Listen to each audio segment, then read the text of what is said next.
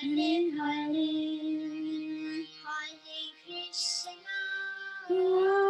Hare Krishna, Krishna Krishna, Hare Hare, Ramo, Hare Ramo, Ramo, Hare Hare.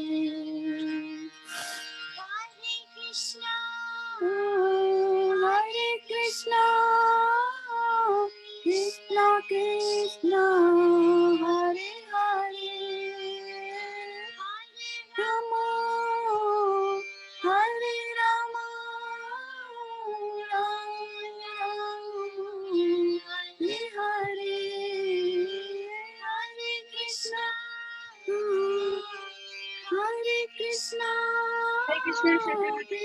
Shraddha-devi Krishna Dasi, Krishna, Hare Hare, Hare Rama, Rama Rama, Hare Hare, Hare Krishna, Hare Krishna, Krishna Krishna, Hare Hare, Hare Rama, Rama, Hare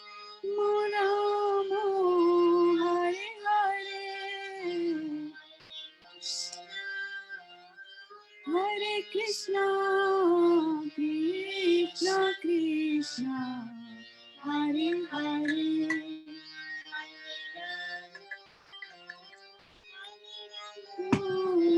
Rama Rama, Hare Hare, Krishna, Hare Krishna, Krishna Krishna, Hare Hare, Hare Rama, Rama Rama, Hare Hare. Hare Krishna, dear devotees. Welcome to our Wednesday morning Bhagavad-gita class. How are you all doing today? Dandavat Pranam, Jai Dandavat Srila pranam, Prabhupada. Sapa. Hare Very good. Krishna, Namaskaram. Hare Krishna, Ishwari Radha Mataji. Very good. And who else is there? Hare Krishna Mataji, Radhika is Dandavat there. Pranam. Awesome. Garima is there. Very nice. Very nice. Welcome to the call to all of you and also to Vijay Lakshmi Nair Mataji, Namazya Mataji, and Achyuta Radhe Mataji and Dilip Bhai Patel Prabhu who are watching us on Facebook. Okay, so we will get started with prayers to the spiritual master, and after that we will do the Vigyapti Panchika prayers. Okay, that sounds like a plan for the day. Yes. Om Ajnanatimarandhasya Jnananjana Shalakaya Chakshurunmilitam Yena Tasmai Shri Gurave Namaha Shri Chaitanya Manobhishtam Sthapitam Yena Bhutale Swayam Rupa Kada Mahyam Dadati Swapadante Matsamo Nasti Papatma Na Paradhi Cha Kaschana Parihare Pilajjame Kim Bhuve Purushottama Yuvatinam Yatha Yuni Yunam Cha Yuvato Yatha Manobhi Ramte Tadvan Mano Me Ramatam Tvai Bhumau Skalitak Padanam Bhumirevavalambanam Tvai Jata Paradhanam Tvameva Sharanam Prabhu Govinda Vallabhe Radhe Prarthaye Tvamaham Sada Twadiyam iti janatu Govinda mam Tvaya saha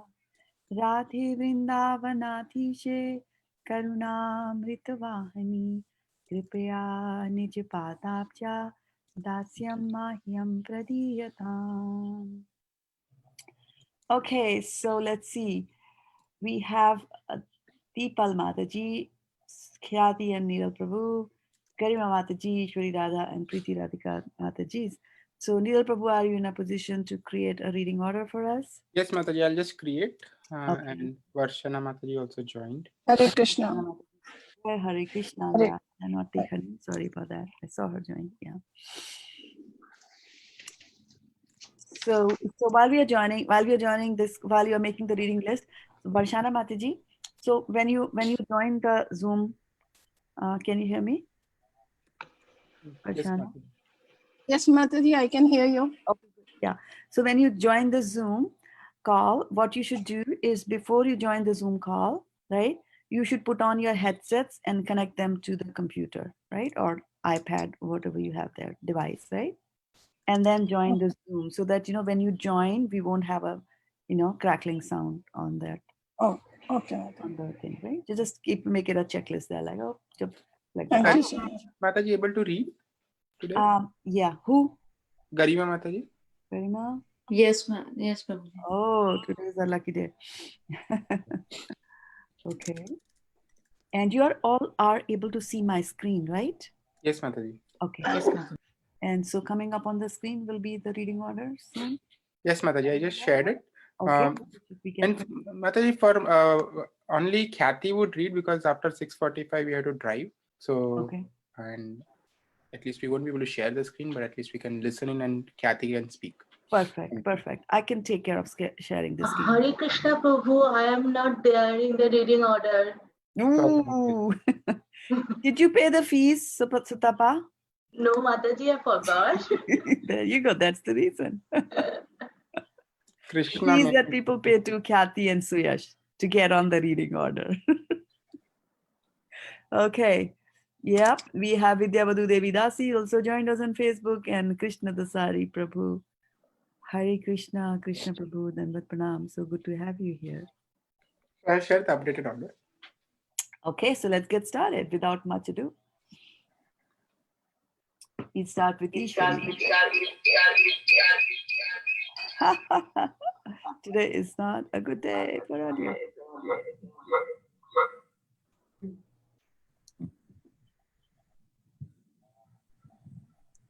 I think something is, it's a back feed happening. You're listening to something and it's getting fed back again to your speaker. Hare Krishna Mataji, shall I Yes, start? Yes, yes. We're waiting O for you. Purushottama, no sinner or offender is as bad as I am. How can I describe my shame? Just as the minds of young ladies take pleasure in a young man, and the minds of young men take pleasure in a young woman, kindly let my mind take pleasure in you alone. Just as the ground is the only support for those whose feet have slept, you alone are the only shelter for those who have offended you.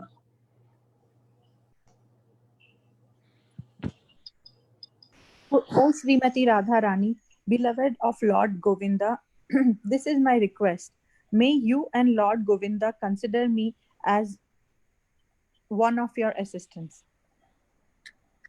O Shrimati Radharani, O Queen of Vrindavan, you are a river flowing with the nectar of mercy. Please be kind to me and give me a little service at your lotus feet. Okay, so reflection time. What thing you got? You are Twameva the only. Sharanam Prabhu. Please also give me your reflections. Yeah, go ahead, Neeral Prabhu. Mataji, Twameva Sharanam Prabhu. Tomeva Sharanam Prabhu. Happens a lot of time, Mataji, during this. Yeah. That gives some solace, Mataji. Exactly. I was just looking at the the colossity, whatever, if that's a word like that. Like it is such a colossal thing, what is going on right now.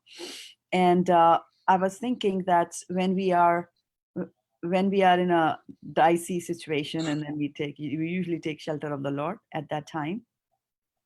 And I was thinking, like, for example, when you're in a plane and the plane is hitting turbulence, we don't like that, right? These changes in the position we don't like. We are unchangeable. We like to, I'm sitting here, I better sit here. Don't move me, don't push me like that. So we don't like it. And then, of course, if it's a big turbulence, then the prayers start on the plane itself. And then but then there is a little bit of a hope there, right? That we will pass through this turbulence. And then, okay, I'm only 15 minutes away from the destination. The plane will land on terra firma, which is Mother Earth. And then we will be safe, right? That's what the general thought pattern is while you are up there, 30,000 feet in the sky. And so it is kind of like, you are in a vessel and the vessel is shaking, but, soon it will be put on some sort of a firm ground. But I was looking at this Mother Earth and I was thinking that is also a vessel. And these days, the trouble is on Mother Earth itself. Every continent is affected by that. I don't know about Antarctica, but maybe every continent is affected. So how much helpless are we? You can't even decide that, what, there's coronavirus here on Mother Earth. Let's just go to the moon for some time, chill it out there while this thing goes away. So this is really a serious situation. Yes, I had never thought that I will see it in my life. And we have read about that in the scriptures, one time or the other, sometimes because of a demon, so many people on so many planets get affected and they don't know what to do at all. And you don't know, where to hide from it. But this is becoming a reality now. And of course, when the sins go very high, then these are the things that happen to us. So what we can do, and the only thing that we can do is Tvameva Sharanam Prabhu, take to the shelter, realize the precarious condition that we are in. We might think that that's, we are devotees and Krishna will take care of us. He'll take care of that. But we also have to be, don't put all the work on Krishna's lap. You do it. No, we also have to do some things ourselves. And which is that we need to take care of ourselves, right? This is not the time that, if you're let loose and if companies are calling you to come and work, that everything is hunky-dory and then we can start, socializing in a big time. I mean, restrict those kinds of endeavors and focus, because any small slip, and I've heard, in the last week, at least 3 deaths, of people who were close to people that I'm close to, like that. So it is, and it doesn't feel good. No matter what we see, avinashi tu tad viddhi yena sarmamidam tatam, that you're not killed, but we do feel like that. So just please take care of yourself and please take care of, those around you, advise them, guide them, and, just remind them that these are difficult times and always take shelter of Krishna here. Yeah. Yes, So Mataji. Tvamevam Sharanarmu is the one which is trending. Yeah. Yes, yours is very relevant, Mataji. Means it connects with what a colleague told me yesterday. Like like his family, everyone is in a small town where there's a lot of rising cases, and he was very concerned. And here also some days he has to go by BART and things like that. He said, I just hope the year passes safely. So as you said, let the plane land. So at least that was also the thought of every person. Like, let this year pass by. Hopefully we are safe. And only thing I could say is, let us pray to Krishna and that we are will hopefully will take care of us. And otherwise, I have never heard him say we are praying. Because this time I'm praying that this year passes safely. Otherwise, he was like, okay, it's there, something is there, and Right. Yeah. Thank you for sharing that. And this whole world is built on this world runs on faith, right? And somehow we have this faith that this year goes by. But which year? Is it the Telugu year? Is it the Tamil year? Is it the Julian calendar, or which year? Lunar calendar, solar calendar, which year is it? Right? I mean, this is really a helpless situation, right? And you don't know. Like death is an equalizer, everybody gets equalized at the time of death because you have to give them everything, your designation, your possession, your body, everything, right? Similarly, this corona is also some sort of equalizer. It's telling you that no matter what you are, what your position in society, what your level of advancement in devotional service, it can catch up to anybody. So since we don't know, then this should be the time that we should focus more on our devotional service, because we never know when, corona, we can just be lying on the bed with corona there. Like that. thank you, Mataji. Yeah, Yeah, it's not good to start the day like that, but that's the reality. Preeti. I was just thinking that Vaisheshika Prabhu had mentioned in one of his lectures long ago, actually really long ago. So Wow, that memory. yeah, it's just connecting the dot here. I believe it was in the San Jose that storefront temple, Oh, and I wow. had barely started coming there. I So remember the day you came to the temple. I tried to sell you a Srimad Bhagavatam because we were going against a big target that time. uh-huh. But Hansepriya Mataji beat me to it. Oh wow, I remember I that. was just being polite. I was just being polite. I said, no, she has just come. I should not go like that, you know. But I will sell a Bhagavatam to her later on. But So somebody else beat you. I think Hansepriya Mataji beat you too. okay, yeah, no, actually, But for the records, you know, from okay. that point to this point, she has purchased at least 50 Bhagavatam sets. I gave it to some Thank you. in-laws. Thank you for that. Yeah. No, actually, it was Vaisheshika Prabhu who said that uh, who has Srimad Bhagavatam, who has Chaitanya Charitamrita. So I raised it, I don't have it. He's like, do you want it? I said, yes, I want it. You know, Good. I Yeah. actually was looking for life membership. He said that he guided me that it's which books you have, you don't need that. So that's how it happened. Yeah. But anyway, to his point, Vaisheshika Prabhu said that there's two kind of people that are happy, right? He said the one that have transcended, like they are in this world but not of this world, and then to my mind comes people like Bhakti Charu Swami, Giraj Maharaj, even Vaisheshika Prabhu. You know, these advanced soul, right? So they have transcended, right? So, and then the second category is people who are ignorant. They don't believe in higher power or prayers or anything. And I am very close to one person, and I can say this is a confidential group, and my husband doesn't go on Facebook. My husband is of that category. The other category doesn't. I asked him yesterday, like, hey, do you believe in prayers? He's like, no, I don't believe in prayers. I was wanting to ask him because my son is praying. I'm praying for Bhakti Charu Swami, and it is like we are in an emotional time right now. It's like what happened, like I'm feeling bad for the disciples of Bhakti Charu Swami, and I'm reaching out to the ones that I'm close to because I serve with one of the disciples when I go serve my Guru Maharaj. So like I can't even imagine like my Guru Maharaj in that situation, right? So he said that, you know, and his take on coronavirus is that, and I was trying to talk to him that is Mother Nature trying to teach us. He's like, no, shit happens. Sometimes shit happens globally, sometimes shit happens locally, sometimes it happens to our physical body. And I'm like, that's good. So you're in the category of happy people, and he's happy. He is a very happy-go-lucky person. You know, no complaints against him. But it's just that that thought came to my mind. Yeah. Yeah. Thank you for sharing that. And let's Thank all you. keep that confidence, right?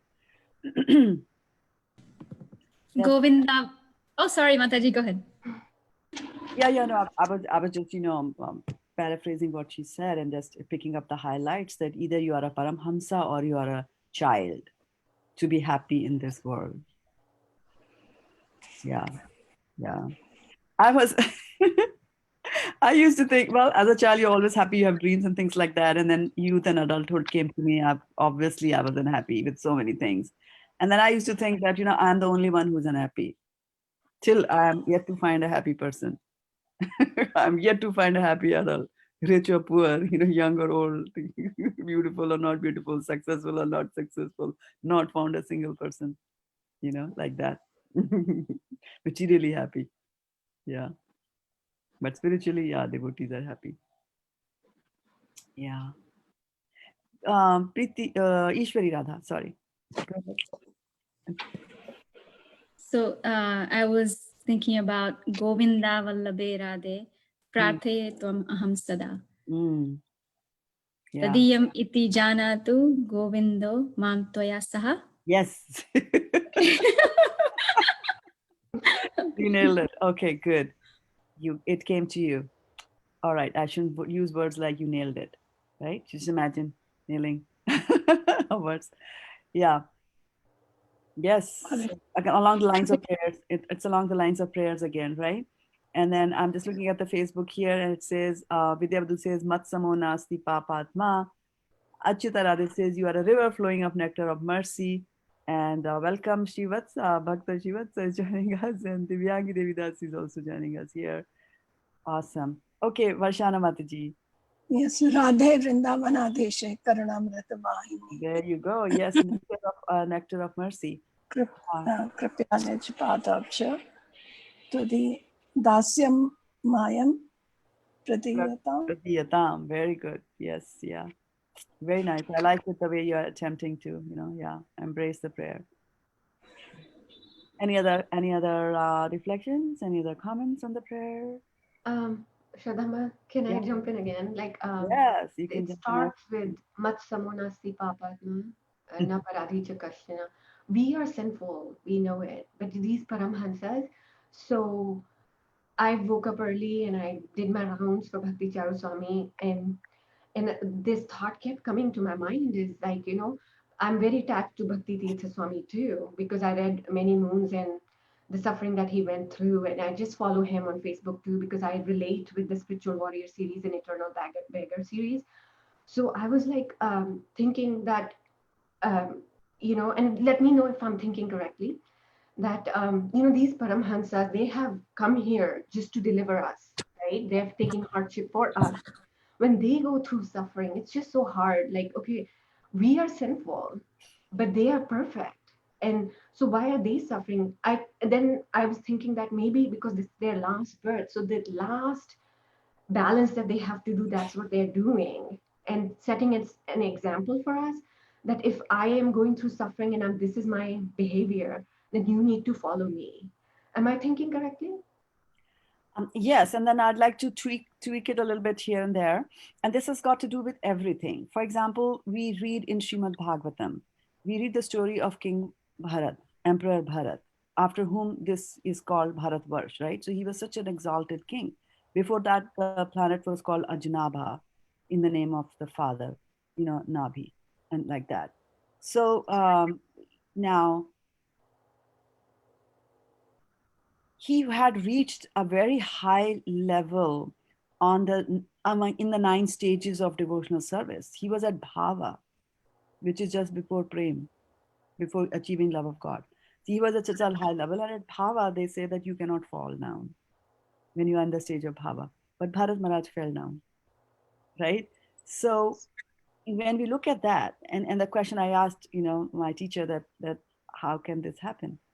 If he was at bhava, then what is the hope for me? That if you can fall down from bhava stage also. Then he said, no, this is a pastime. So Bharat Maharaj is just acting it out, and he will act it out for the subsequent 2 lifetimes also, because he gets born in the next lifetime Dear. as a deer, right?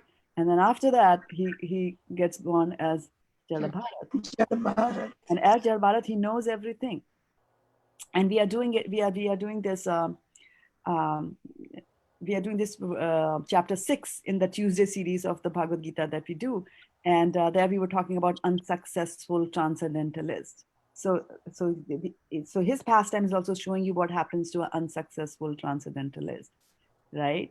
So because of his yam yam vapi smaran bhavam, he gets the body of a deer, but because he was at such a high level. So remember, we were talking about that when you enter into the womb, you remember the previous birth, if you are a lucky soul, fortunate one for having done devotional service. So he remembers his previous birth, doesn't drink milk from his mom, and leaves the body of a deer and then gets born. Where does he get born? He is born in a Brahmin family. Now, as King Bharat, he is a Kshatriya, right? So you see how an unsuccessful transcendentalist got placed in a family where there would be devotional service going on like that. So he's born as a Brahmana, and he is exalted because of all the practice that he did in his previous birth like that. So we have to see these things as pastimes. And then he starts behaving like Jar Bharat, completely opposite to any Brahminical culture. He would, display that. Like his father would say, try to teach him and say that, you should wash your hands after you evacuate. And he would do the opposite.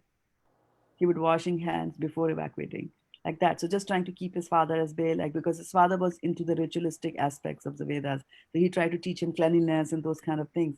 And he didn't want to do that because he was already at a higher level like that. So when these exalted peoples, it's very difficult to bhujo, to understand the Vaishnava behavior, So when these kind of things happen and you see them going through these sufferings, we have no idea, because heaven has hidden from us what is going on in anybody else's mind. And when we look at a person, we don't even know whether they are liberated already in this body. Iha yasya harer dase karmana manasagira nikla apyavastatum jivan mukta sa uchyate. So those who eradicate karmana manasagira, their actions, their words, the minds, the words, all they are dedicated to the service of the Lord, then they become liberated in this world itself, in the same body itself. They are living like liberated souls, which means that they are not affected by the modes of material nature, in the sense that, from the outside you might see that their head is cut off, there's cancer in the cheek, and like that. But internally, what goes on, we don't know. We don't know like that. So in fact, somebody was even talking about that, for specifically for Bhakti Charu Swami Maharaj, that we don't know. It is his pastime. And like you said, Preeti Radhika, that there's a lot for us. There's a lot for us to learn from him and from the situation. Yeah. From all aspects, materially, spiritually, all aspects. There's a lot to learn. And Mataji, I have heard somewhere that that Guru Maharaj always, all the gurus also absorb the sins of the disciples, and how do we relate this statement to this current situation? we don't know. That's what I was saying. We just don't know. The intricacies of karma are very, very, difficult to understand. What is going on there? We have no idea.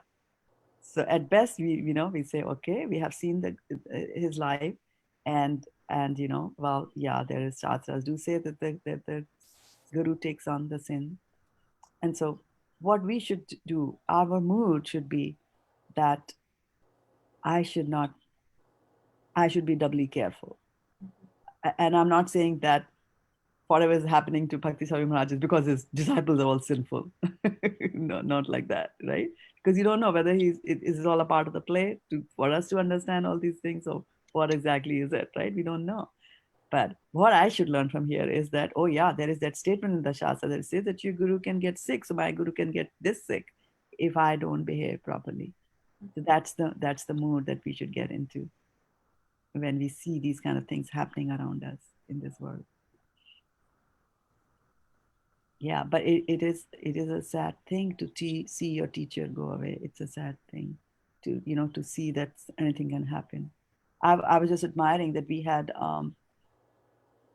a prayer ceremony yesterday at on Zoom for ISV, and one of his disciples was Ananya Radhika Mataji. She's a beautiful singer. She's a nightingale. I always call her a nightingale. So she was singing, and I was just thinking that, and she sang for almost an hour, and I was thinking that how much she's controlling her emotions, and she did a very good job. How much with poise and dignity, she sang, and I was just thinking how difficult it is to do that when your mind is in turmoil for your spiritual master like that. Yeah.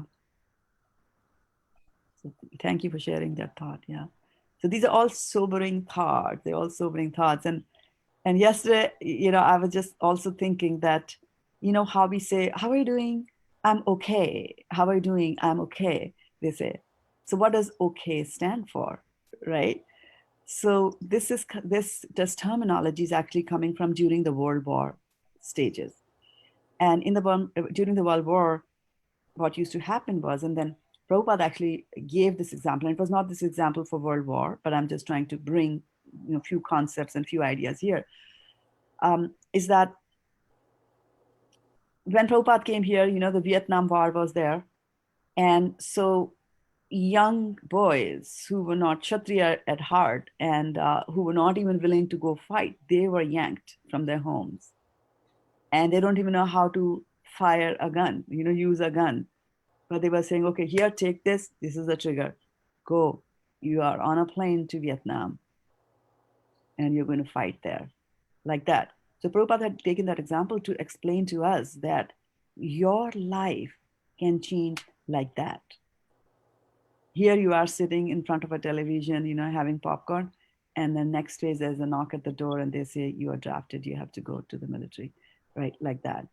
So things can get changed in a moment for us. So that's something again that we have to keep in mind.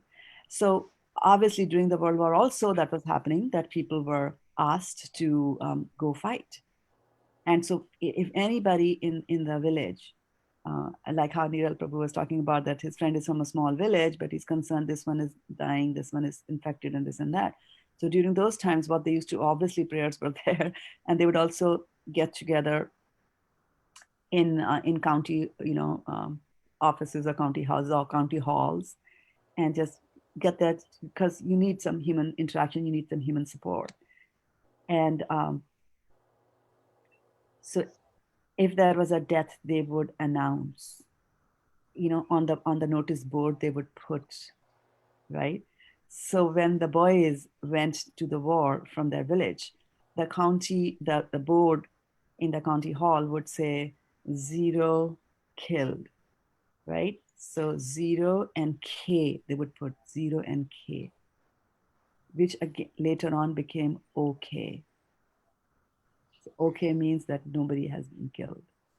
And then when the 0 became 1 and 2 and 3 and 4 and 5 and 6, then it becomes difficult to digest, right?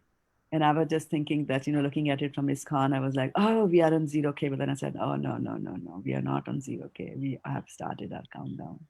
It is there. So yeah, it is serious. It is serious time. I mean, don't take it lightly. And I would definitely recommend this group who's on the screen, and also those who are watching us here. Don't go into that binge of, now I want to learn baking. I want to learn how to cook this. I want to learn how to cook that. Just whatever time that you get, use that in devotional service of the Lord, because you never know tomorrow, like that. Yeah. So, Mataji, in this current situation, a lot of people have rage against, some countries.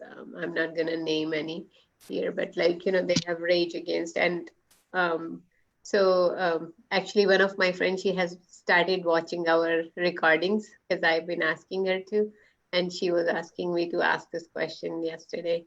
So I'm asking on her behalf. So she was asking that, how do I, what do I tell my mind, which is so raged, that what to do with these countries. Or so Yeah. I didn't want to say anything. I thought I'll just let you, if you can say a few lines. And Yes, tell your friend to come here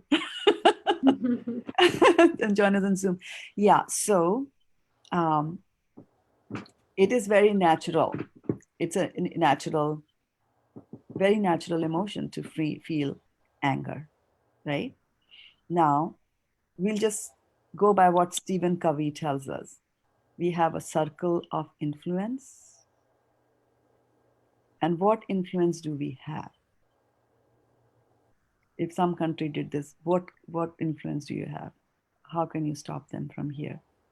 When you can't even hop on a plane and take a gun and shoot. And who are you going to shoot? You don't even know, right?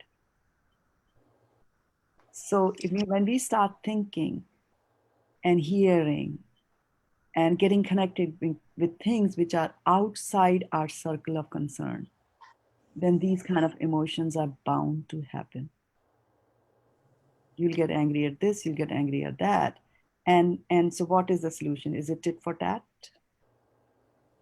What do we do? No. Right? Since we cannot do anything, there is no question of tit for tat.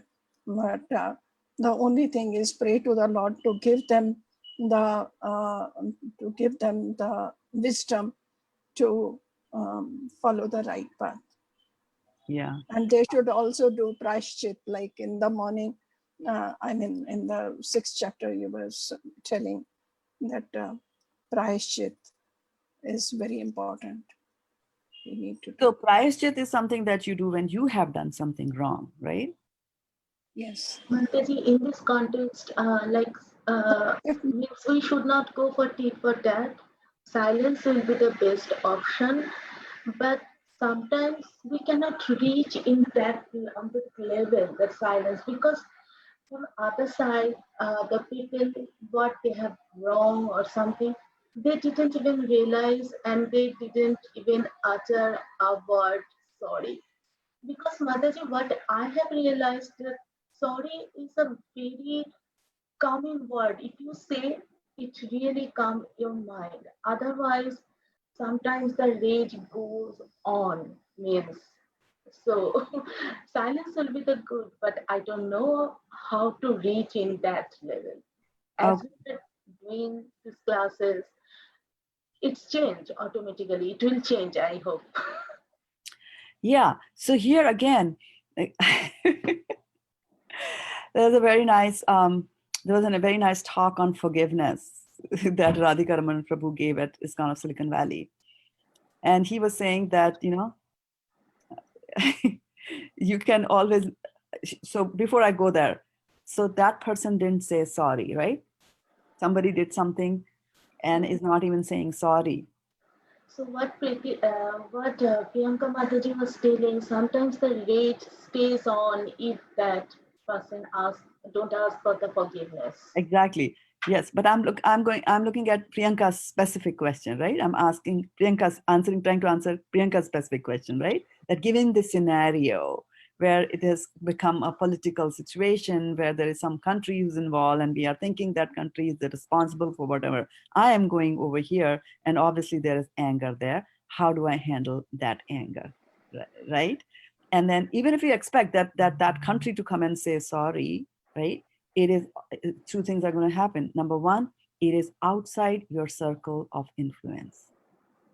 Maybe you can sign a petition. If there's one floating around, that's about all that you can do, right?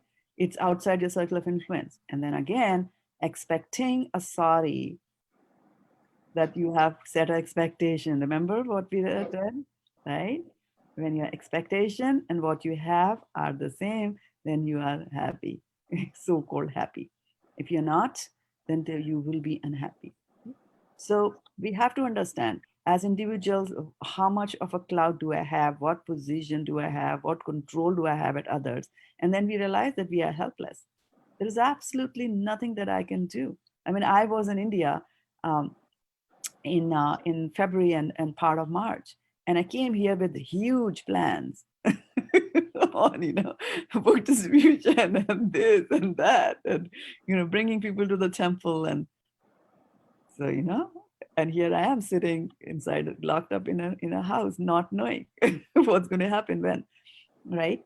So we have to answer this thing philosophically, Priyanka, right? If we say it's going to be tit for tat, it's endless.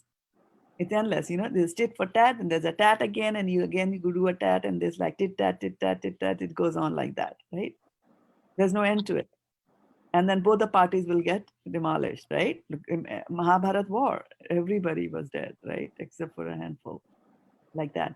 So that kind of an approach. So we have to always see that, what actions I'm going to do, what's the result that is going to come over there, because sometimes people might say, oh, a person from that country did it. Oh, I see a person from that country here. Let me go kill him here.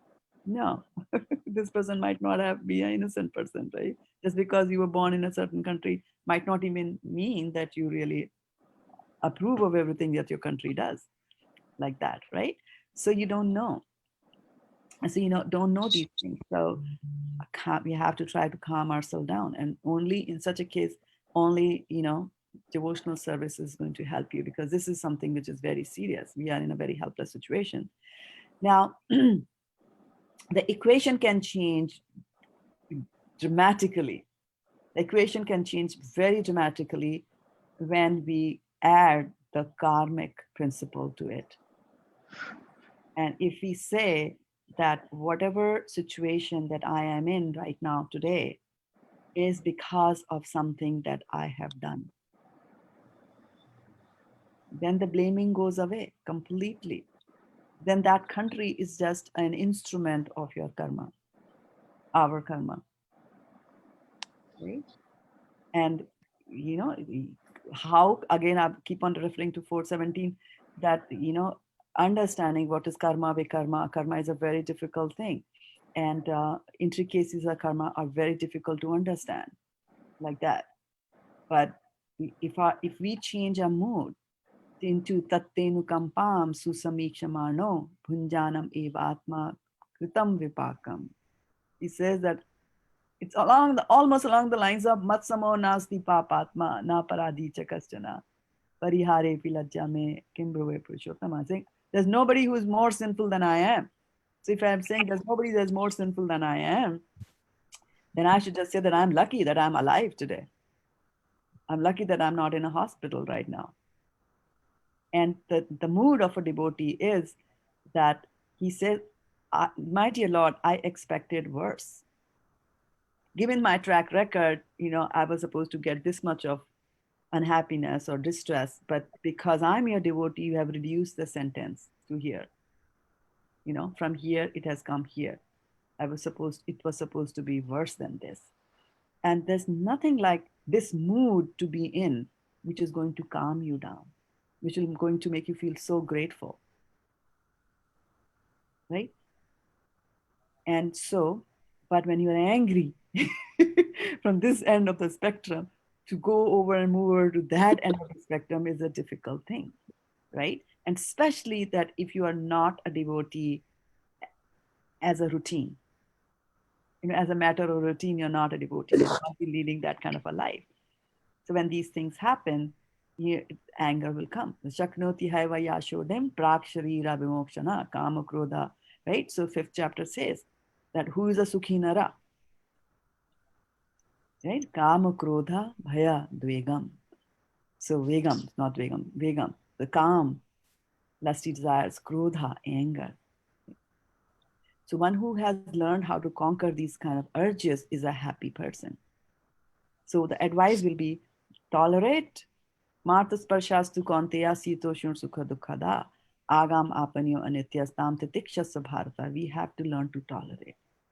There is nothing that we can do other than tolerate the situation. What can we do? Right? So this is the only path that we have to follow. Then how to help? How to get to that path? How can you make your friend come to that path? Talking in the beginning might be difficult. This person is angry, try to give any prasadam. I don't know how you're going to give prasadam in this corona, social distancing and things like that. If the friend is in a mood to listen to you, She's in India, but she has started to listen to our recordings, and okay. I've been asking her to join our. Very good. Yeah. So she should come into the association of devotees, right? Because in the association of devotees, the atmosphere is transcendental. This atmosphere is beyond the mode of goodness, right? So she will get affected by the modes. So it's better to get affected by transcendental mode of goodness than being affected by corona and anger and things like that. So that is why we see that devotee association is very important. For example, after we leave this conference, if we are on our own, right? If we are on our own, then our mind can tell us so many things, right? This and that, this and that, this and that. And then the anger can work up. And to make matters worse, like, Karela pe neem chadha, somebody close to you dies. And then the anger knows no bound, like that. But then if okay, come 6:30 Pacific Daylight Time, I will be attending this class. And you start with Matsamo Nasti Papatma, and oh wow, now I know why all this is happening to me.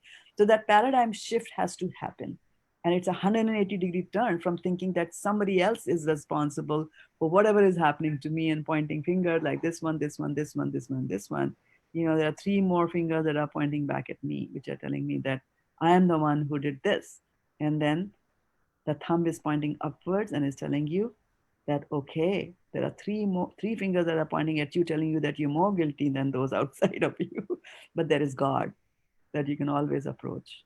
Tattenu kampam sisumikshamano is doing that exactly. It's saying that, Lord, you are having their mercy on me. So that mood has to change. So good, she's got some cultural momentum. It's very natural for people to ask this question. And also, I don't know what goes on in people's minds, but I got a question on my video that I loaded on YouTube from yesterday's class, I think. So they asked me on what is your opinion about people. And so we were talking yesterday about soul and nasato vidyate bhavo and, avinashi, like those kind of things. So the soul never dies, right? So the question that was asked was, what is my opinion about people who want death? So for the benefit of everybody, and since we are talking about this, and then these kinds of situations can be mind-boggling, that a person might think that it's better for me to commit suicide. And I have to tell you, it's not a good idea. Because if you are looking at it from the karmic perspective, it was like you had an in tray with so many things you were supposed to suffer. And you decided to quit the job at that time and say, okay, but this karmic thing is not like a job that you leave the job and you don't have to finish that project that you didn't like. Your in tray follows you to the next birth. And guess what? By committing suicide, you have committed one more huge sinful activity. So people should not be wishing for death. Rather, tam titikshasya bharata. It will help us. It will help us. Trying to do any of those extreme kinds of measures is not going to help you. If you do that, then pretty soon you'll be in another womb, and you'll be born as a little baby, and babies are very susceptible to coronavirus. So you'll be in a worse situation than you are now, like that. So don't take things in your own hands, so to speak. You can also become a ghost, which is even worse. Yeah. Corona can't affect you for some time, but other things will bother you so much that you'll wish that you had a body, and all that you get with the body. Bad things like that. This body itself is a disease. What to talk about other diseases? Prabhupada used to say that this body is a disease. It's a sexually transmitted disease. Look at that. Play of words. Right? Yeah. So, yeah, just go out the way, read something with her, Priyanka, if possible. 12th chapter. Yes, Mataji, she's starting to read Bhagavad-gita. That's why I invited her to the class. So she said in the beginning she's going to listen to recordings, and when she feels comfortable, she'll probably join. Yes, I tell people that, if you want to interact and you're shy, you can still join the Zoom. Those of you who are on Facebook and not joining Zoom, that you can go in stages, and, you can join the Zoom and not switch on your video. And then later on, when you're more comfortable with the group here, then you will remove the curtain, and then we will see you like that. Yeah. So devotee, mentioning one thing, that Radharaman Prabhu's forgiveness about the lecture. Yeah, I told you that, right? From that lecture. So yeah, there was a very important point about that lecture, about the forgiveness part of it. And what he said was, and this was about, and you were saying that people don't even say sorry, right? And he was saying that, you know what?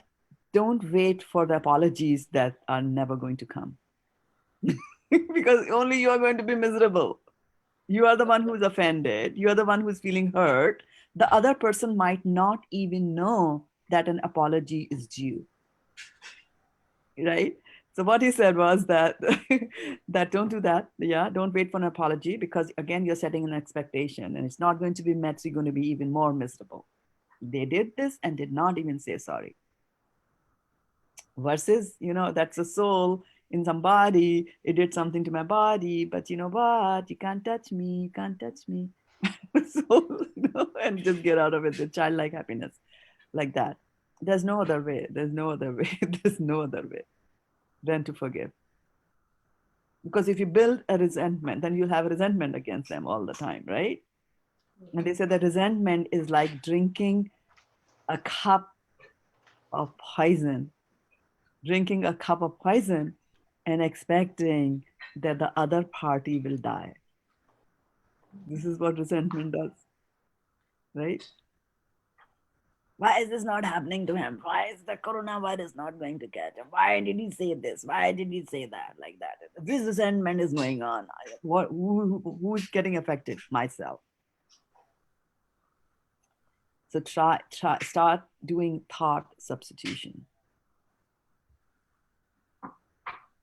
Somebody also said that their way of staying happy and calm is to accept that I'm accepting all the apologies that people owed me but never gave me. I'm accepting all that. It's a nice way of cleaning your slate, you know. I'm moving on. There's no other way than to move on. Right?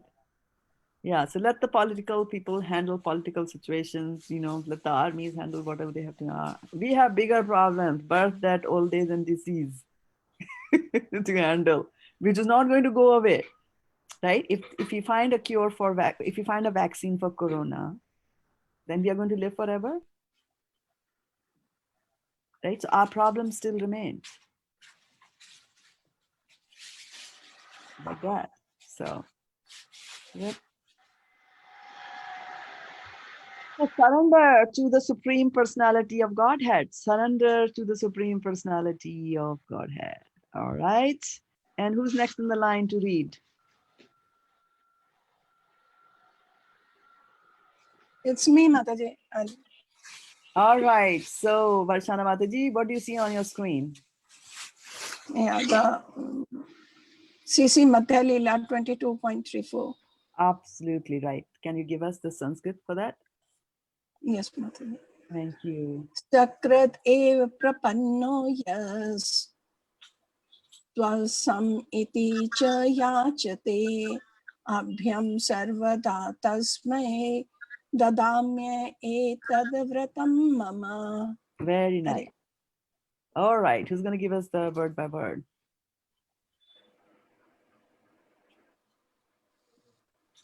Khyati Mataji, are you going to be able to read? They would be driving by now, I Okay, think. so I will do it, Mataji. Yeah, no, Mataji, sorry, you can read. Ooh, Okay. good.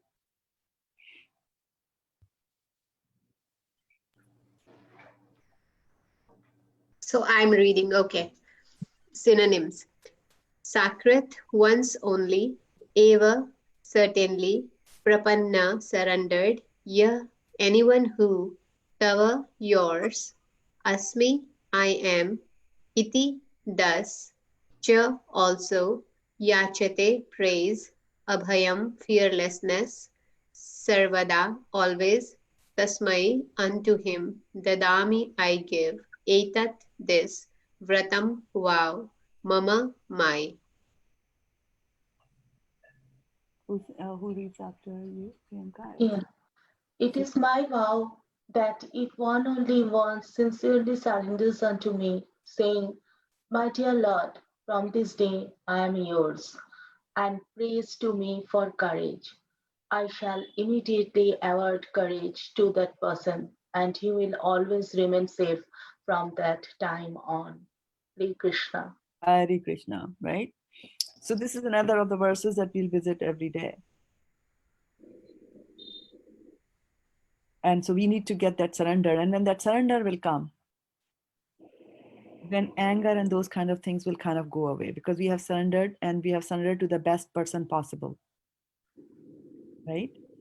Mataji, is it Mahaprabhu saying this? Yes. Okay. Yeah. Mahaprabhu, and we have got a nice picture of him here. Right?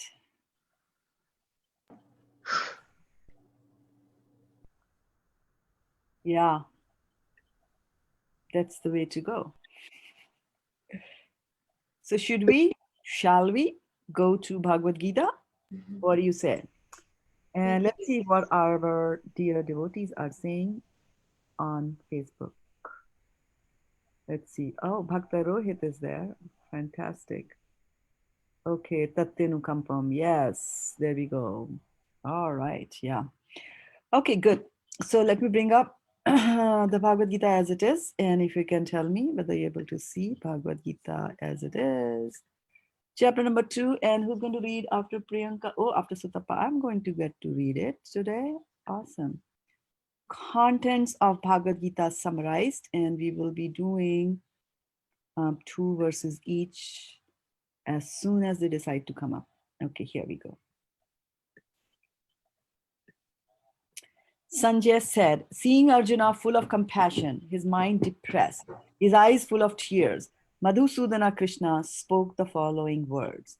The Supreme Personality of Godhead said, my dear Arjuna, how have these impurities come upon you? They are not at all befitting a man who knows the value of life. They lead not to higher planets, but to infamy. O son of Pratha, do not yield to this degrading impotence. It does not become you. Give up such petty weakness of heart and arise, O chastiser of the enemy. Arjuna said, O killer of enemies, O killer of Madhu, how can I counterattack with arrows in battle men like Bhishma and Drona, who are worthy of my worship? It would be better to live in this world by begging than to live at the cost of the lives of great souls who are my teachers. Even though desiring worldly gain, they are superiors. If they are killed, everything we enjoy will be tainted with blood. Nor do we know which is better, conquering them or being conquered by them. If we kill the sons of Dhritarashtra, we should not care to live, yet they are now standing before us on the battlefield. Now I am confused about my duty and have lost all composure because of miserly weaknesses. In the condition, I am asking you to tell me for certain what is best for me. Now I am your disciple and a soul surrendered unto you. Please instruct me. I can find no means to drive away this grief, which is drying up my senses. I will not be able to dispel it, even if I win a prosperous, unrivaled kingdom on earth, with sovereignty like the demigods in heaven. Text 9. Sanjay said, having spoken thus, Arjuna, the chastiser of enemies, told Krishna, Govinda, I shall not fight, and fell silent. Hare Krishna, text 10. Text 11. O Supreme Personality of the Supreme Personality of Godhead said, while speaking Mataji, beloved 10. words. 10. Okay. Sorry. No, it should not be 10, right? Why would it be 10? 11, Mataji. 11, yeah. Okay, I'll read 10 also, no problem, Mataji, if you Yeah, want. I think we missed somewhere. So Okay. 10 we Okay. haven't read. All right, do that one also. O descendant of Bharata, at that time, Krishna, smiling in the midst of both the armies, spoke the following words to the grief-stricken Arjuna. Text 11. The Supreme Personality of Godhead said, while speaking learned words, you are mourning for what is not worthy of grief. Those who are wise lament neither for the living nor for the dead. You want me to read the 12 also? Yes, Yes, Mataji, so that we are back in order. Yes, and you please read what has been set aside as your quota. So 11 and 12 was your quota, so please finish that. Actually, I like the way Vaishana Mataji reads these, that she always says text 11, text 12 like that. So it helps us, because our mind sometimes goes here and there. So I think all of us can follow in her footsteps like that. Before we read a verse, we announce what the text is. And it also helps in memorizing the verse, because every day when you're saying text 12 and you're saying this and you're speaking the verse, then you know that in 2.12, this is what is being said, like that. Okay. Yeah. Sorry for the interruption, Vaishana Mataji, but please go ahead. Never was there a time when I did not exist, nor you, nor all these kings, nor in the future shall any of us cease to be. Hare Krishna. Text 13. As the embodied soul continuously passes in this body from boyhood to youth to old age, the soul similarly passes into another body at death. A sober person is not bewildered by such a change. Text 14. O son of Kunti, the non-permanent appearance of happiness and distress and their disappearance in due course are like the appearance and disappearance of winter and summer seasons.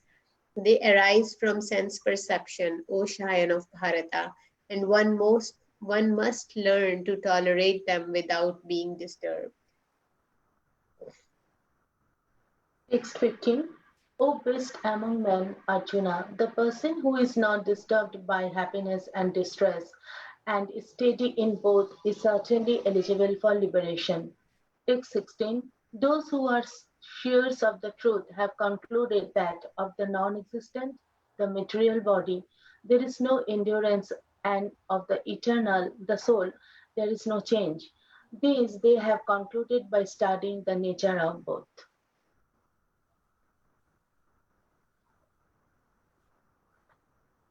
Sutapa, after you, I go, right?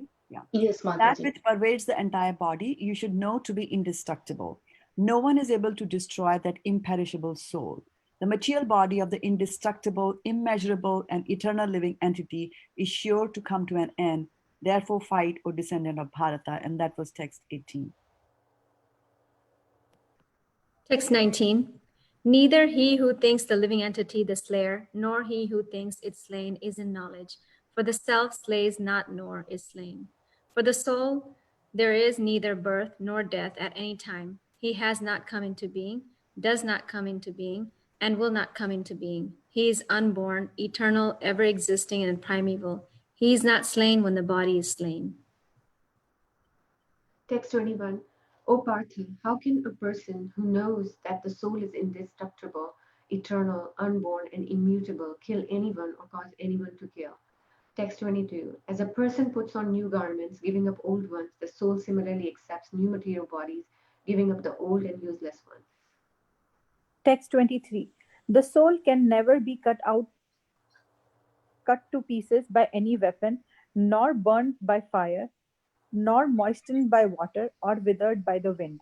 Text 24. The individual soul is unbreakable and insoluble, and it can neither be burnt or nor dried. He is everlasting, present everywhere, unchangeable, immovable, and eternally the same. Mataji scroll. Yeah. Text 25. It is said that the soul is invisible, inconceivable, and immutable. Knowing this, you should not grieve for the body. Text 26. If, however, you think that the soul or the symptoms of life will always be born and die forever, you still have no reason to lament, O mighty armed. Text 27. One who has taken his birth is sure to die, and after that one is sure to take birth again. Therefore, in the unavoidable discharge of your duty, you should not lament. Text 28. All created beings are unmanifest in their beginning, manifest in their interim state, and unmanifest again when annihilated. So, what need is there for lamentation? Hare Krishna. Text 29. Some look on the soul as amazing, some describe him as amazing, and some hear of him as amazing, while others, even after hearing about him, cannot understand him at all. Text 30. O descendant of Bharata, he who dwells in the body can never be slain. Therefore, you need not grieve for any living being. Text 31. Considering your specific duty as a Kshatriya, you should not. There, Mataji, can you scroll down a little bit? It's covering the word. You should know that there is no better engagement for you than fighting on religious principles, and so there is no need for hesitation. Text 32. O Partha, happy are the Kshatriyas to whom such fighting opportunities come unsought, opening for them the doors of the heavenly planets. Text 33. If, however, you do not perform your religious duty of fighting, then you will certainly incur sins for neglecting your duties and thus lose your reputation as a fighter. People will always speak of your infamy, and for a respectable person, dishonor is worse than death. That was 34. Text 35. The great generals who have highly esteemed your name and fame will think that you have left the battlefield out of fear only, and thus they will consider you insignificant. Text 36. Your enemies will describe you in many unkind words and scorn your ability. What could be more painful for you? Hare Krishna. Text 37. O son of Kunti, either you will be killed on the battlefield and attain the heavenly planets, or you will conquer and enjoy the earthly kingdom. Therefore, get up with determination and fight.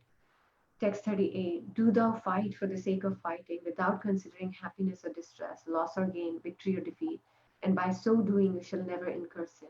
Hare Krishna. Hare Krishna. Okay, so we finished our chat for the day.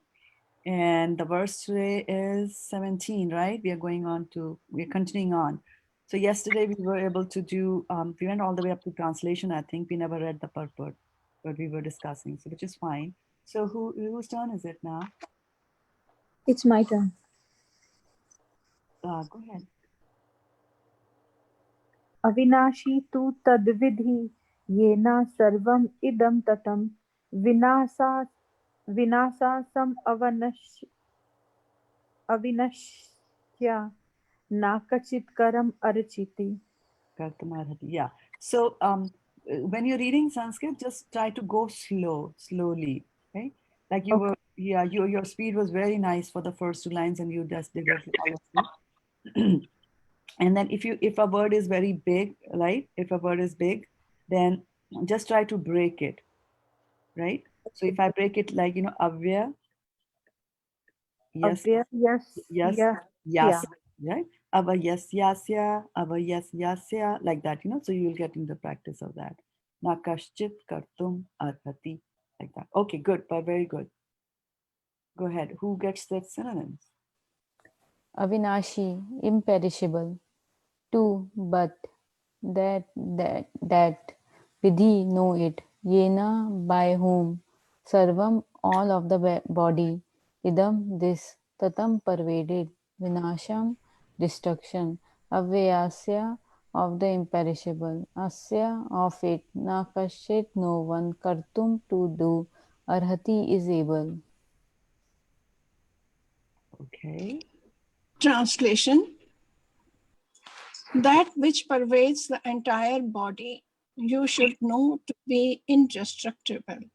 No one is able to destroy that imperishable soul. Purport. This verse more clearly explains the real nature of the soul, which is spread all over the body. Anyone can understand what is spread all over the body. It is consciousness. Everyone is conscious of the pains and pleasures of the body in part or as a whole. This spreading of consciousness is limited within one's own body. And next person can read. The pains and pleasures of one body are unknown to another. Therefore, each and every body is the embodiment of an individual soul, and the symptom of the soul's presence is perceived as individual consciousness. This soul is described as 1/10,000 thousandths part of the upper portion of the hair, point in size. The Shivatashvatara Upanishad 5.9 confirm this. Mataji, can you scroll up a little bit? Yeah. So here, this is Shwet. Shwet means white, Yeah. right? And Ash means horse, right? Shwet Ashvatar. Yeah. Yeah. Shwet Ashvatar. Tara. Shwet Ashvatara. Like that. Tara. Mataji, can you scroll up? Yeah. Thank you, Mataji. Balagra Shata Bhagyasha Shatadha Kalpitasha Cha Bhagu Jiva Sha Vijneya Sha Chanantaya Kalpate. Very nice. Next person.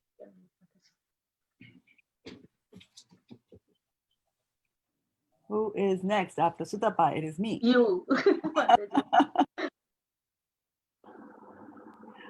Okay, so when the upper point of a hair, the tip of a hair, right? When the upper point of a hair is divided into 100 parts, and again, each of such parts is further divided into 100 parts. Each such part is the measurement of the dimension of the spirit soul. There you go. They gave you the dimensions of the soul. Similarly, the same version is stated. So next person in line can do this one. Start with the Sanskrit Mataji. Yes. Okay. Eshagrasata bhagasya satamsa sadrishatamukha jivaha sukshama swarupo ayam sankhayati tohi chita kanaha. There are innumerable particles of spiritual atoms which are measured as 1/10,000th of the upper portion of the hair. Next person can read. Okay. Before we go there, just one quiz. So they were talking about hair, right? Which is the word there? Tip of the hair. Which word do you think is talking about? Kesha. Eshagra. Kesh Agraha. Agra means, yeah, there's one who comes first, right? Agra and Anuj and Agra. Anuj is something that follows first. The right at the tip, the first point of the hair, right? And it goes like that. Kesh Agra. What is tip of a hair in the previous verse?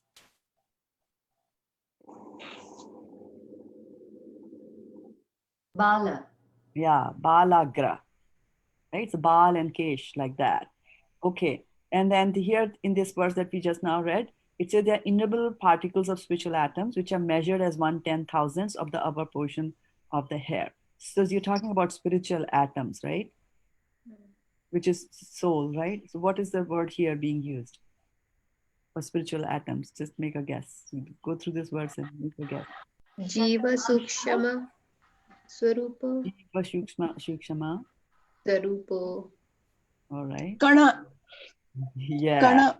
Yes. Oh, Yeah. Chitkana. Chit.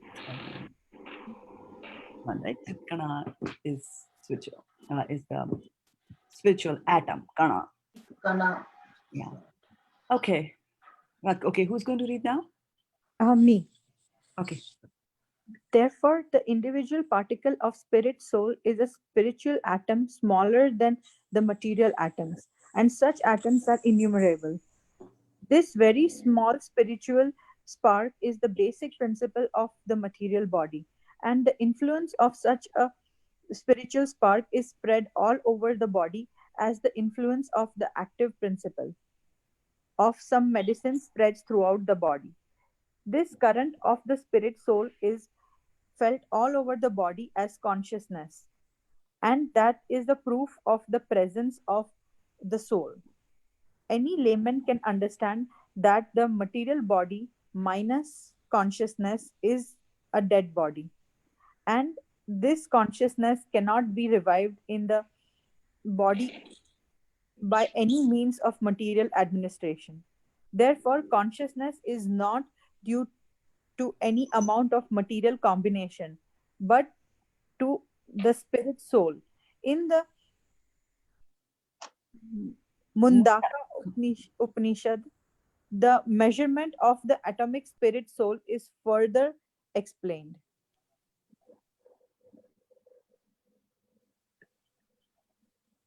एषोऽनुरात्मा चेतसा वेदितवयो यस्मिन् प्राणः पाञ्चदा संविवेश प्राणैश्चितं सर्वम् ऊतं प्रजानं यस्मिन् विशुद्धे विभति एष आत्मा. The soul is atomic in size and can be perceived by perfect intelligence.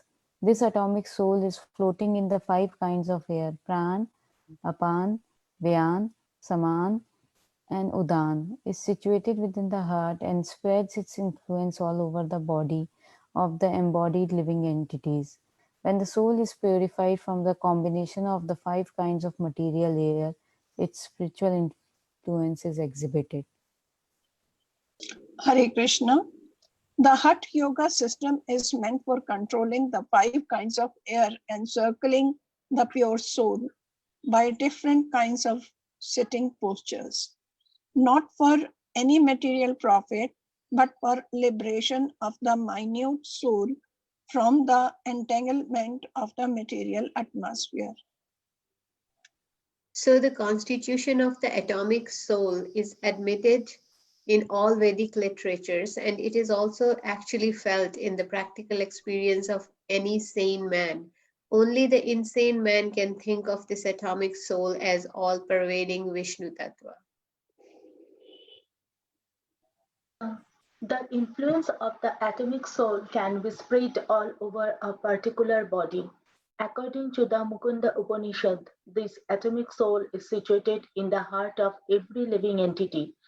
And because the measurement of the atomic soul is beyond the power of appreciation of the material scientists, some of them assert foolishly that there is no soul. The individual atomic soul is definitely there in the heart along with the supersoul, and thus all the energies of the bodily movement are emanating from this part of the body. Mataji, should I stop means highlighting? No. I was Okay. just trying to move and it got highlighted. Sorry. Okay. The corpuscles which carry the oxygen from the lungs gather energy from the soul. When the soul passes away from this position, the activity of the blood generating fusion ceases. You can read Mataji medicals. Medical science accepts the importance of the red corpuscles, but it cannot ascertain that the source of the energy is the soul. Medical science, however, does admit that the heart is the seat of all energies of the body. Ishwari Radhika, over to you. Hare Krishna. Such atomic particles of the spirit whole are compared to the sunshine molecules. In the sunshine, there are innumerable radiant molecules. Similarly, the fragmental parts of the Supreme Lord are atomic sparks of the rays of the Supreme Lord, called by the name Prabha, or superior energy. So, whether one follows Vedic knowledge or modern science, one cannot deny the existence of the spirit soul in the body. And the science of the soul is explicitly described in the Bhagavad-gita by the personality of God himself. Hare Krishna. Hare Krishna. Okay, so it was pretty long, heavy, uh, heavy purport, lots of concepts which were there. Now, before we just go over there, I just wanted to quickly point out something which Bhakta Rohit, my goddaughter, pointed out here. And so, who had asked that question? Was it Priyanka, you, that who has spoken this particular words? Was it you? Yes, Mataji. Yeah, so this is from Chaitanya Charitamrita Madhya Leela. And Chaitanya Mahaprabhu is teaching Sanatana Goswami over the past few chapters. So over here, he's talking about, worshipping the Krishna, and then he quotes this, he says this thing, right? So since Krishna and Chaitanya are non-different, so we can say that these instructions are for us also to worship Lord Chaitanya and to surrender to him. And but actually, if you go into the details of it, in the purport for this verse, which we don't have here, it says that this was spoken by Ramchandra in the Ramayana. So it's actually coming from there. So surrender to the Lord is not something very new, right? You do it in Kali Yuga, but you also do it in the previous yugas as well. Wherever you are, surrender to the Lord is there. So thank you so much, Bhakta Rohit, for pointing that out. Okay, so now, reflection. Mataji, yeah, I have. Mataji, can we read this line again? Only insane man can think. I could not understand that line because I was reading and I really wanted to read it again. I call that as Prabhupada's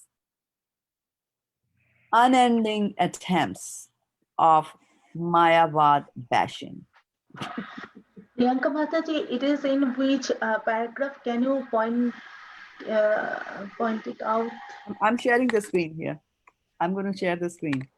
Okay, Mataji, thank you. Yeah. Right? So here he's saying, when is that statement coming? Let's just go a little, back, right? So we have been talking about the size of the soul, right? It's a very, very tiny thing, right? And also the pains. So here, even before that, he's saying that this is explaining the real nature of the soul, which is spread all over the body, right? So because we experience, right? We experience things through our senses, right? When we are experiencing, so there's an eye that is seeing the form, but finally to experience that form. Also, for example, I have a tongue, right? And if I put something on my tongue, so there is a sense organ that is there, right? And there are teeth also, which are working on chewing the food. But there is something more which is involved there in actually, which helps the soul take the pleasure. So it's not just you put the food on the tongue and then something will happen. There's some deeper mechanism by which the soul is actually enjoying, and soul is able to tell, right? That okay, on now this is rasgulla. Oh, now they put something nasty on my tongue. No, this I don't like. I like this. I like that. This is mango. This is good. This is watermelon. Like that, right? So, but you notice here what they're saying is that yes, it is spread all over the body. So when the soul leaves the body, then the sense organs are still there. So if you put a gulab jamun on the tongue of a dead man, nothing is going to happen, right? Because the force there has left the body. The soul has gone, right? Now here, the key thing to notice here is that this is saying that this spreading of consciousness is limited to one's own body, right? So this means that the soul is not all pervading. The soul is only in your body. And that is why we don't know what's happening. Immediately after that, Prabhupada is saying the pains and pleasures of one body are unknown to the other. That is why, right? We can't understand. No matter how much we love our child, no matter how much we love anybody in this world, but if they are suffering a toothache, there is no way that I can figure it out, how much they are feeling the pain. But the soul is limited. And that's the classic difference between soul and the super soul. The super soul is there in every body, right? It's that Krishna is there in every atom in this universe. Anta prabhasta abhati vijnanena vijanpita. From first canto, second chapter, we have that verse there. It says that he enters every piece of his creation, right? So this is one thing. And then it goes in, is describing how tiny the soul is, right? You take a tip of the hair, you divide it by 100, and then divide it by 100 again. So 100 into 100 is 10,000. So it is 1/10,000th part of the hair. So now, having told you that you are conscious only of your body, you're conscious, and you are such a tiny thing, and you are there. And science is, the Mundak Upanishad is telling you that the soul is in the heart, right? So all these things are telling you, the scriptures are telling you all that. So it'll have to be an insane person who will come and say, actually, I'm God. So that is what Prabhupada is doing, Mayavadi bashing over there. And he's saying that Mayavadis say that that I'm God. Well, if you're God, if I'm God, then I should exactly be able to tell what Sutapa Mataji is thinking right now. But I can't. So this is insanity to say that, I am God. And to think that, that this is what I am. So that's what that particular so the constitution of the atomic soul is admitted in all Vedic literatures, and it is also actually felt in the practical experience of any sane man, right? You are experiencing it. You know that I don't know what's going on there. I don't know what's going on here, right? Like that. Only the insane man can think of this atomic soul as all pervading Vishnu Tattva, right? So we are Jiva Tattvas. We are Jivas. It's the Vishnu Tattva, that substance, the Vishnu substance, has got the capability of being able to pervade everything. The soul cannot pervade and be everywhere. So that's what, that's Prabhupada is calling them insane. He comes out strong, right? We don't use words like insane when we are talking to others. But Prabhupada is Acharya, yeah. Sometimes we have to be scolded to understand something. Yeah. Does that help, Priyanka? Yes, thank you, Mataji. Yeah, all right. Yeah, what are the reflections? What are the thoughts? We have a few minutes before 8 o'clock. What else did we read? Anything that struck your mind from what we read here? We talked about the structure. So, Yeah. Mataji, I always used to think that soul is living in our heart. And then we read that how it's spread all over our body, the consciousness. And then I was trying to think that what happens, like, some people have some part of the body paralyzed. Is it that that part of the body doesn't have the consciousness? How do we explain that or understand it? Yeah, so consciousness is deep, and I was planning to have a separate session on consciousness. It's going deep into the Okay, science. that's fine, Madhuri. I'll just yeah. Yeah, but having said that, there's a difference between soul and consciousness. Soul is not consciousness. Consciousness is a symptom of the soul. If the soul is present in the body will be conscious. Now, it says that consciousness is spread all over the body, which means that I cannot point and say, you know what, here is my consciousness. This is my consciousness. You cannot say that, right? Or here is my consciousness. It's spread all over the body. And through this consciousness, you are able to, interact with the material world. Through this consciousness, you are able to enjoy and suffer as well. So when the people who are paralyzed, it's just certain things are not happening. Some of the nerves that give you sensation, some of the muscles that are there, they are not acting, but there's a lot that is going on inside the body, right? Because, for example, the body deteriorates. So if a person is paralyzed, the part of the body that is paralyzed will continue to go down its path of decline. Those things will still happen, right? And there are subtle channels also inside the body. So those are still there, no matter which part of the body is paralyzed. It's not that the soul is not there. The soul is there in the heart. We have Mundak Upanishad that is telling us that. So we just take it like that, right? Because there's no other way. There's no other way with my instruments that I can find out, right? So now this consciousness that you have, right? The soul is there, and because of that, you have consciousness. That consciousness can be of various types. For example, and I was planning to use this in my lectures, but I don't have permission from my daughter to use clips of my granddaughter on internet. So my granddaughter, there was a little video, and her nanny was teaching her how to write something. And her nanny is very ambitious because Allison was 8 months old and the nanny had a chalk piece. Hare And Krishna, yeah. sorry to interrupt. Can you please stop sharing screen so we can see your face? Oh, am I sharing? Oh, I thought, okay, sorry. Okay, here you go. Thank you. All right. So, so I was talking about that. And Allison was being taught by her nanny to write, and she was 8 months old. Not more than that, or maybe 9, like that. And so there was a nice pink color chalk, and there was a little writing material there. And so the nanny would write scribble something there, and then she gave the chalk to Allison to write. So I was watching the video, and I was like, oh, let's see what she's going to write, right? So this was the chalk, right? So the nanny is writing, and then she gives the chalk to Allison. Allison takes the chalk and then goes into the mouth. Anything that you give her goes into the mouth. Anything.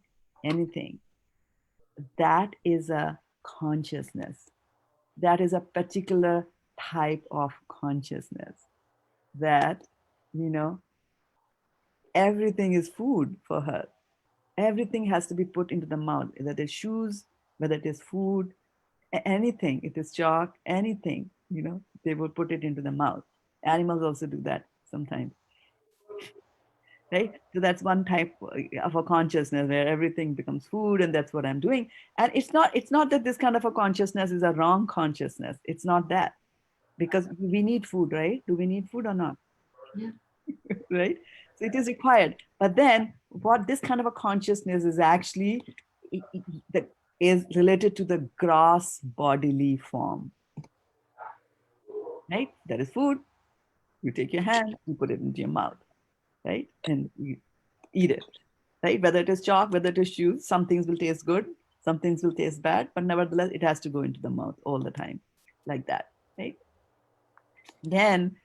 Then actually we go up to a little higher level. The consciousness goes to a higher level. And that is that I want to now enjoy from my mind, not just by the food. I want to enjoy from the mind. And that is something that animals cannot do, enjoying from the mind. We are able to do this because we have a higher consciousness. So how can you enjoy things from the mind? Give me examples of how you enjoy things with your mind. By imagining certain desires getting fulfilled.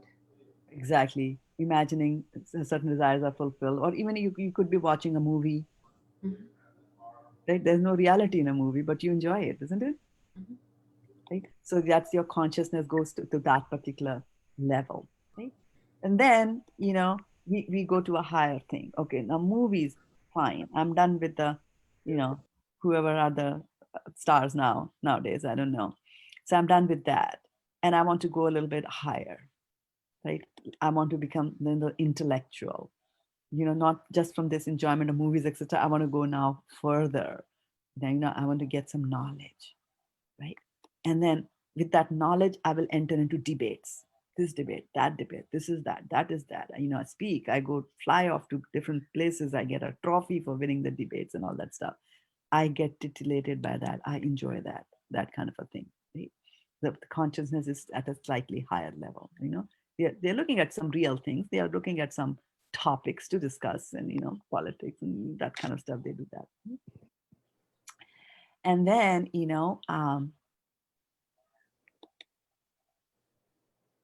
after reading all that, after gaining that kind of a knowledge, actually, you can go into a state which is not very good, and which is now having gained all this knowledge of intellect. I now try to devise things. My consciousness devises things which are for my enjoyment, which is my bodily enjoyment, which means I've become the Ellison again, right? I'm using my intelligence, but I'm using it for the body. So you will find that, plastic surgeons, they make you look young. A lot of intellect there, but it's got to do with the body. And then your consciousness can rise to an even higher level where you're saying, I'm going to use all this knowledge to find the absolute truth. I don't want the flowery part of the Vedas. I want the Upasana Kand. I want to serve the Lord. Make me a servant. Radhe Vindavana Dije, like that. So you see, the soul is there, but the consciousness can be at different stages, different levels, depending on past karmas, what you're eating, and all that stuff. There's a lot that goes into consciousness. Maybe someday I'll have a separate session with you on So that. Shraddha Mataji, this reminds me one of the scene from the movie that one of the person who jumped off the cliff to suicide, and the doctor was treating, and then he said that I'm trying to treat. We can only treat if the patient is willing to survive. And he was in coma, like a very, and the same goes with the medical patients who are like terminally ill. And that is where I'm just wondering if that positive thinking and the soul thing comes into play when the body is not working, and when a person want to live and stay positive, that's when they can, that shows such a magical thing on the treatment. Yeah. So that's what we think, right? Mm-hmm. That's what we think, but that is not the reality. That is Mm-hmm. not the reality. Death will come when it is ordained to come. And I'm just going to bring up a verse which is so fantastic. This is from Bhagavatam. It is from the 5th canto, 9th chapter, where we are talking about our favorite, and which is Bharat Maharaj. Right? Let's just bring this up here. Can you see it on the screen? Oh, I'm not sharing. Okay, let me share my screen here with you. And desktop number 2 here. Can you see it now? Can somebody Yes. confirm? Yes. Okay, right. So this is after Maharaj Bharat has left the body of a deer also, and he's born as Jar Bharat in the body, in the home of a Brahmin, right? And so that Brahmin father. So this verse talks about the father. So the Brahmana father of Jar Bharat considered his son his heart and soul. Attachment, right? And therefore he was very much attached to him. He thought it wise to educate his son properly, and being absorbed in this unsuccessful endeavor, He tried to teach his son the rules and regulations of brahmacharya, including the execution of Vedic law, cleanliness, study of the Vedas, the regulative methods, service to the spiritual master, and the method of offering a fire sacrifice. He tried his best to teach his son in this way, but all his endeavors failed. In his heart, he hoped that his son would be a learned scholar, but all his attempts were unsuccessful. Like everyone, this Brahmana was attached to his home and he had forgotten that someday he would die. Death, however, was not forgetful. At the proper time, death appeared and took him away.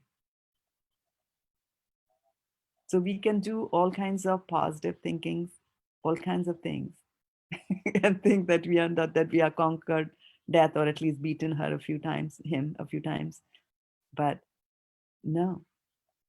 At the Prabhupada gives that example of a very rich businessman who was begging the doctors to extend his life by 3 or 4 months because he had some very important projects to complete. They could not do it. It is not in their hands at all. The death will come at the proper time, not a second sooner and not a second later. It will come. And I have got some people in my family, extended family, who have died such a miraculous death. I mean, like my sister-in-law was telling me that her mom passed away, and I said, oh, how did she pass away? She said, oh, well, she was reading the Bhagavad-gita, and right in the middle of the reading, she dies like that. It's not like, let me complete this verse. I haven't read the purport. No, I'm trying to memorize it. No, you go when you have to go. You leave when you have to leave, like that. Her father had an even more, interesting death. He was talking to somebody in the middle of the sentence, he died. So there's, yeah. So Shastras make us think a lot. Yeah, that's why we say Shastra Chakshu. So we start seeing the same world with the eyes of the Shastras. And it makes a world of a difference. You start seeing things with a new light, with a new perspective, the same thing. And that is what devotional service also does to you, that you start, because you change things don't change. Things don't change, your perspective on them changes. And because your perspective on them has changed, your own behavior changes and your own reactions to that situation changes. And that brings you everlasting peace. It's not that everybody else around you suddenly becomes nice, right? It's our reaction to that. And so we always have to remember that when we have got partners, friends, family, spouses, particularly who don't listen to us, they are there. They are instruments of our karma. And they are there sometimes to purify us. For us to learn how to tolerate, they will do that. For us to give up our false ego, they will not listen to whatever we are saying, no matter how much you're convinced that you're right. And maybe you are right. No matter how many shastras you have read about so many things, and you try to explain this very simple fact that you are the soul and not the body, they won't get it. And the question is that, how are you reacting to that? Like that. Priyanka, were you saying, somebody was saying something? Was it? Was there a question? Hare Krishna, Mataji. I was just saying that I don't remember the name. I always forget his name. That dancer. He wanted to live for 150 years, and he had all the doctors. Some doctors were looking after him. He died at the age of only. But he got this thing done. Michael Jackson, she's right. Michael Jackson, and he died at the age of 50. Yeah, so I was not able to follow what Varchana Mataji was doing, but I think some of you did. So can somebody paraphrase? Yeah, so I guess she was breaking up. She said that Michael Jackson wanted to live up to 150 years. He had the money and resources, so he had the doctors making sure, right, vitamins, night, everything, but he died at 50. Yeah. So I quickly wanted to also say that there was some mention of super soul in this purport.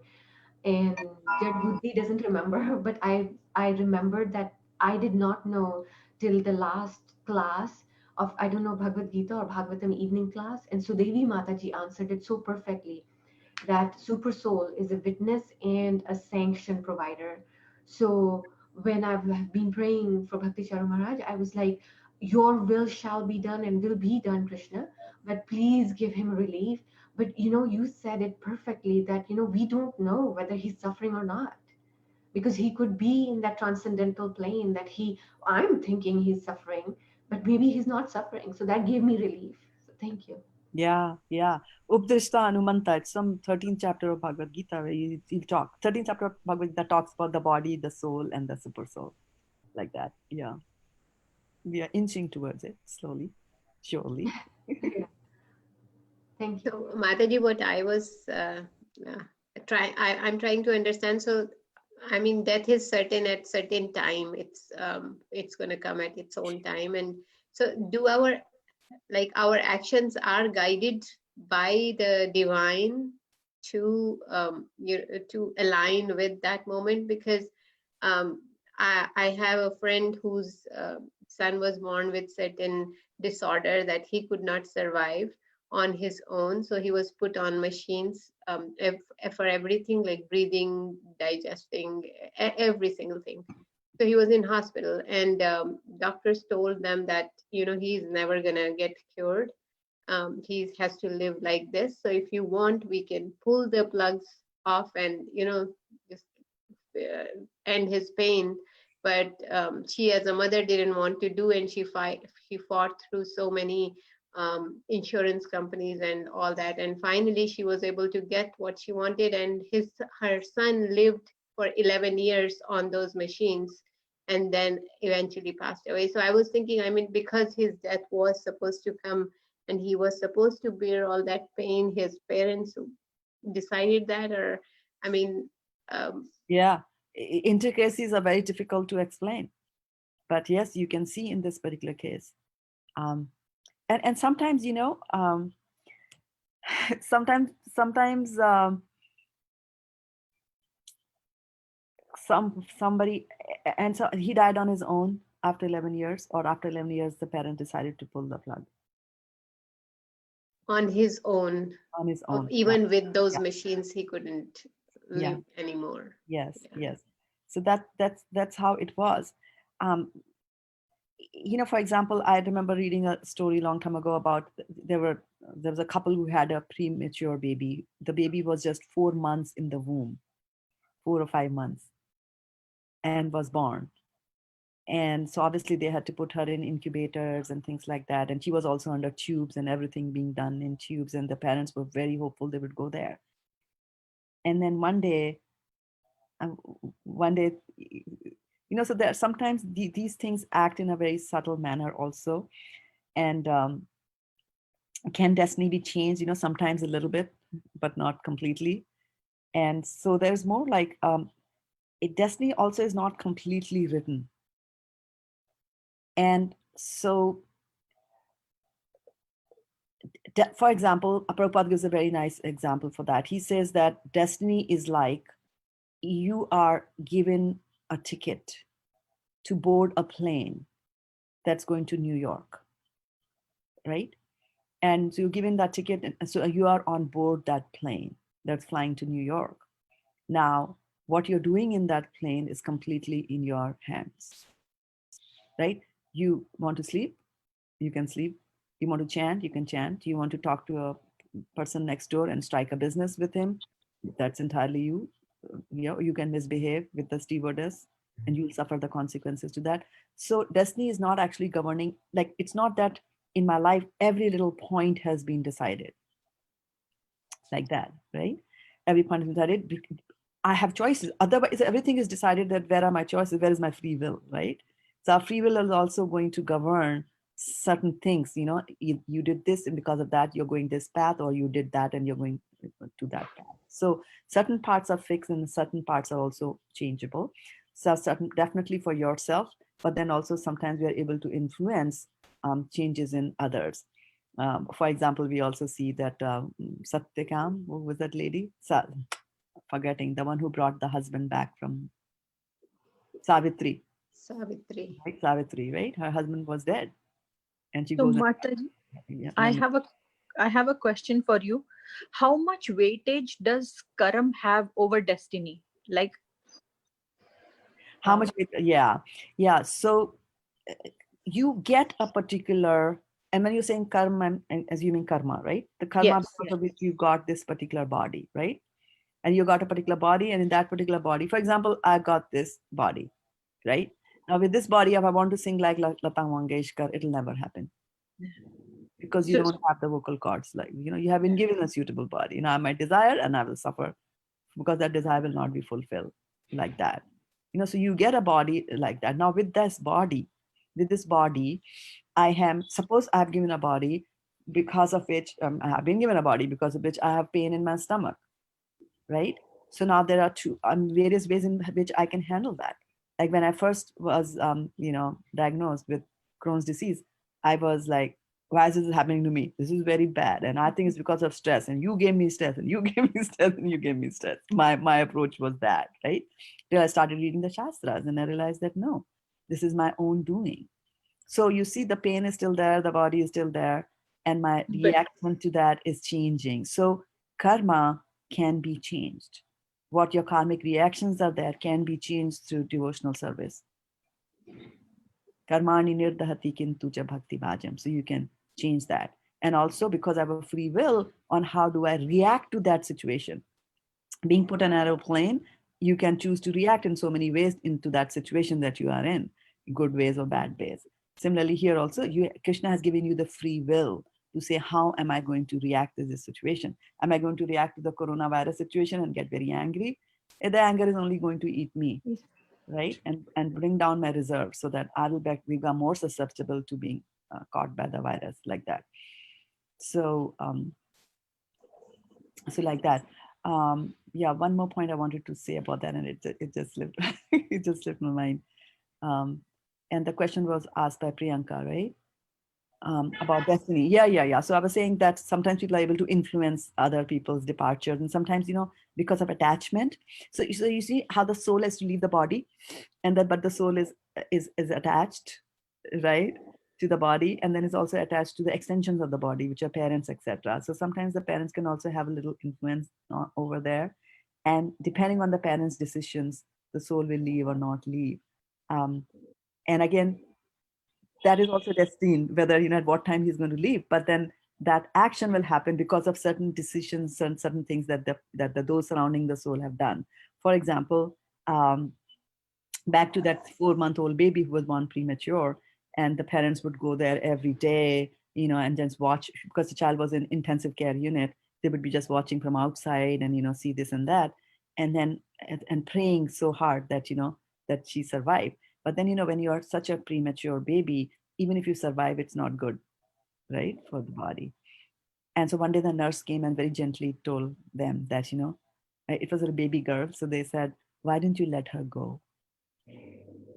And that day, that night, they came and they prayed to the Lord and said that, please give us the strength to let her go.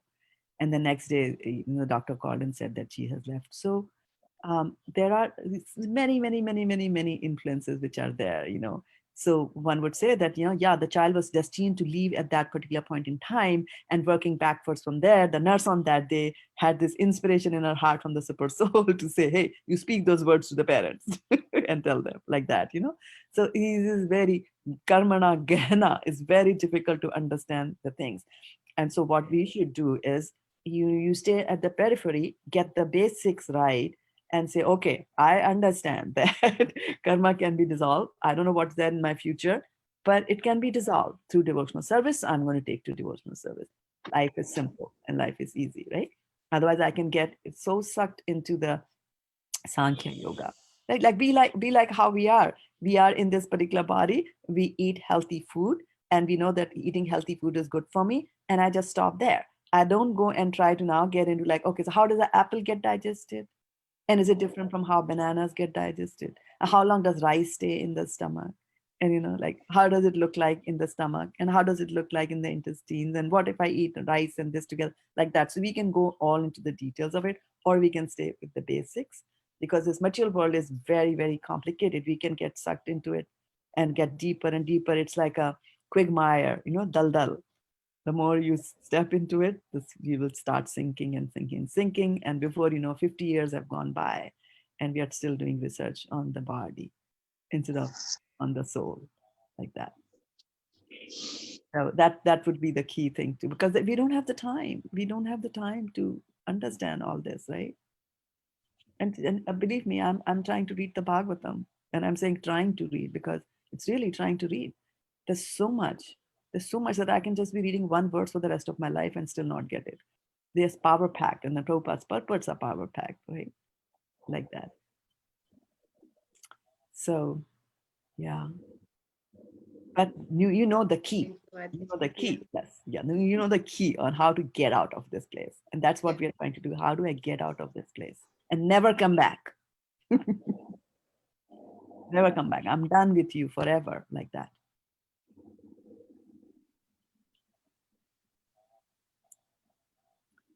Okay? It's 8:18 right now on my watch, 19. So good. Yeah. Yeah. Keep the questions coming. Think about this verse. Yeah. And maybe tomorrow I'll take a little bit on there was talk about prana there. Did you notice that in the purport today? Yes, Mataji. Yeah. So we'll talk a little bit about prana tomorrow. Yes, Mataji, and I had question, but yeah, we will do it tomorrow. Or we'll just do it tomorrow. Yeah. Everyone in my family is already up and looking at me for breakfast. They're all hovering now in the kitchen. You tell them that, pibata rasa. Tell them Krishna Katha ka ras piyo. Drink the nectar of Krishna Katha. But anyway, yeah, so on that note, I'd like to thank those who are remaining on the call, and some new have joined us. So Rita Bishwas Mataji is there, and Vidyavadhu is saying that material body minus consciousness is a dead body. Yeah, I really like that sentence when Prabhupada put it so nicely in a mathematical term. Material body minus consciousness, dead body. Can't do anything like that. And Soni Mataji is there joining us on Facebook. Namicharan Das Prabhu from Texas is watching. Hare Krishna, so good to have you. And Kurina Mataji is there. Oh, awesome. Yeah. So I'll take leave. I'll take leave of you now with a heavy heart. But we'll meet again today at 6 o'clock. 6 o'clock, and not the usual 7, but 6 o'clock on Wednesday on the ISKCON Silicon Valley channel. We're going to have special prayers for His Holiness Bhakti Charu Swami Maharaj, led by Vaisheshika Prabhu, and that will be followed by Krishna Katha at 7 o'clock, and that will go on till 8:30 easily, like that. So there's more coming our way. And from this point till that point, I'll take a leave. Kripa sindhuvya eva cha patitanam pavnebhyo vaishnavabhyo namo namaha. Gopremanande Hari Hari Bol. Hari Bol. Be safe. Have a fantastic day. And नहीं हो गया take care of yourself. बंद